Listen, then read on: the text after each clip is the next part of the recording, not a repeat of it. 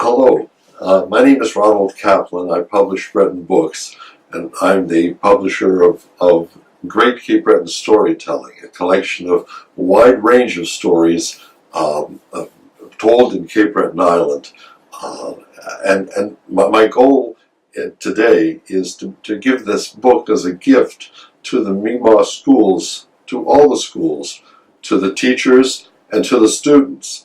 The book is going to be available to download as a gift and to keep, and I'm giving it in the hope that it will be used, integrated into the classroom.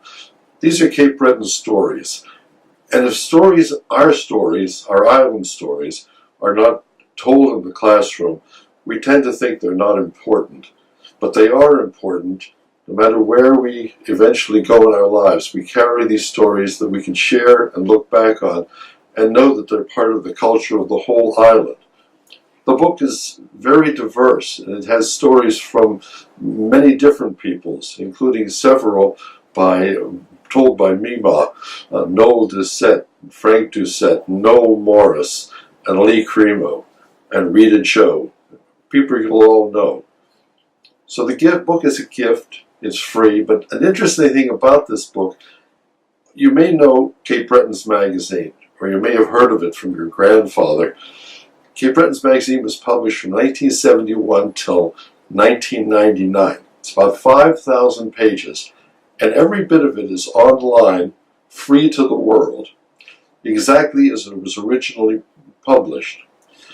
You can, when you take this book, a digital book called Great Cape Breton Storytelling, at the end of every story, there's a link. When you touch that link on your phone or your computer, when you touch that link, you're taken into Cape Breton's magazine for many more pages and many more stories related to the story that you were just reading. So you read a story that Lee Cremo tells about his father who fiddled door to door, the way some people at one time would sell baskets door to door, and he would for a little price he would play fiddle tunes for people.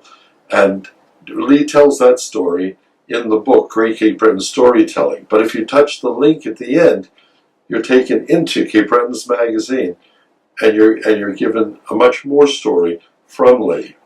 If you read Frank Doucette's Mi'kmaq ruggedness, story about health and strength of the Mi'kmaq people, you get the story in the book. But if you touch the link at the end of it, you're carried into Cape Breton's magazine online, and you have Bernie Francis' translation into Mi'kmaq of that same story.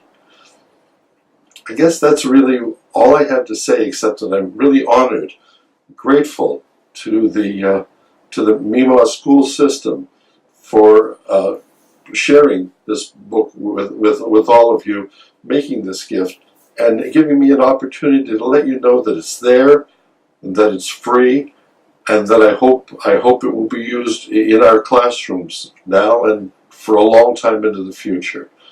I want to thank you all for permitting me to make this gift and to share it with you all. Thank you.